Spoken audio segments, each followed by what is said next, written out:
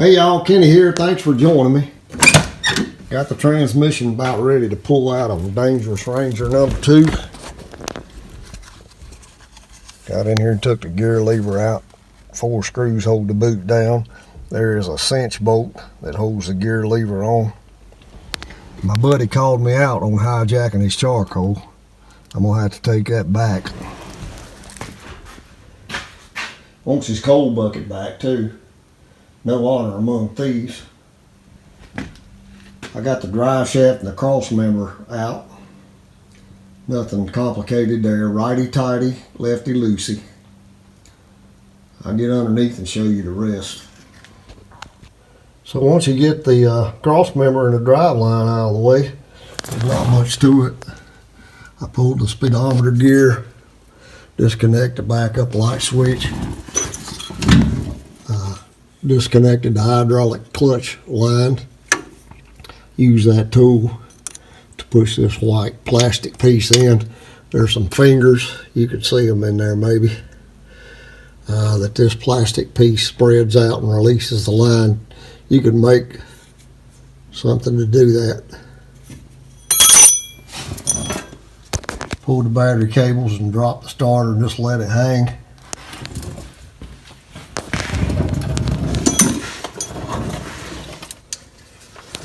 Two bolts on each side that go in from the front.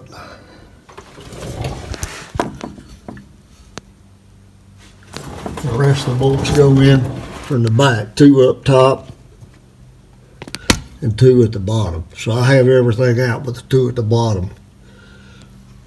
I used to lay this on my chest and pull it out, but my body's beginning to rebel against me, so I'm going to use a jack to pull the transmission. So I got it out. The only problem I really had was those 4 bolts that went in the front. I think King Kong put those in.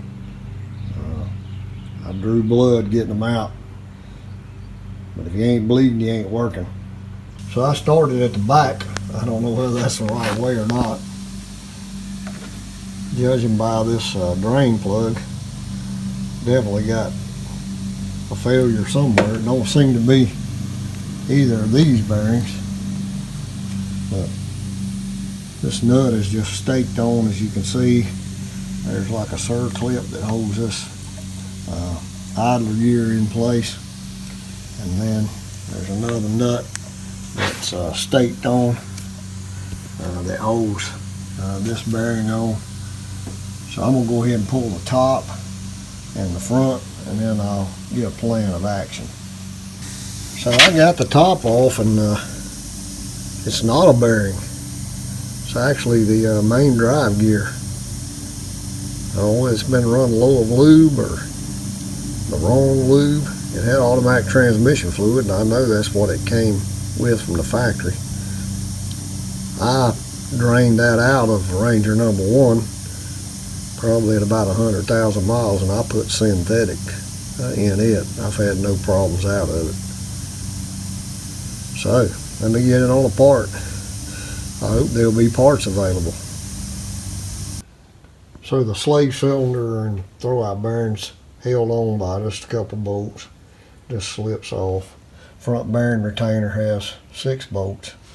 A little spacer at the countershaft bearing. There's this little oil deflector, and then the seal. There's a makeshift, just so you can see it, like a little oil pump made on the front of the input shaft. But I should be able to pull that shaft right out the front. So the input shaft won't come out. It hits the countershaft gear. I thought maybe where it was cut away there it would go, but it won't. So that means I got to take all the gearing out of the back and get this bearing out. And then I should be able to lift it up and get the main drive input shaft assembly out. So there's this rubber seal. And then there is a snap ring that holds the speedometer gear on, and then I'll take a chisel and cut this stake out and then break the nut, and that'll get the gearing off of the main shaft.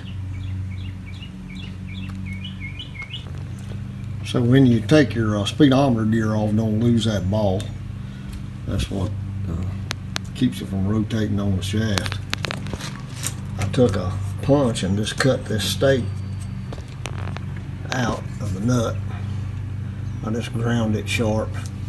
Once you cut that loose, it'll come off pretty easy. I'm sure there's a special socket for this.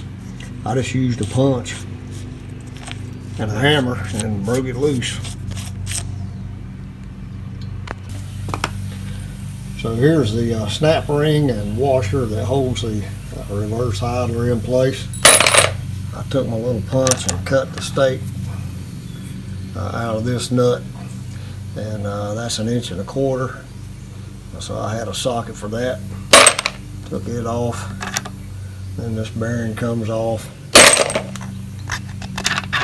and then a washer, a thrust washer.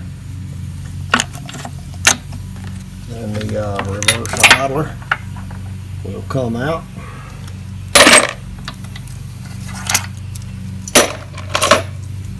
It has a thrust washer on either side. So let me study this. I'm going to have to pull the other bearing and next and get this gear out, I guess.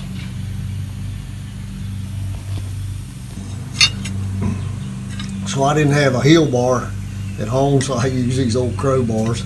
Get behind this bearing. It's pretty tight.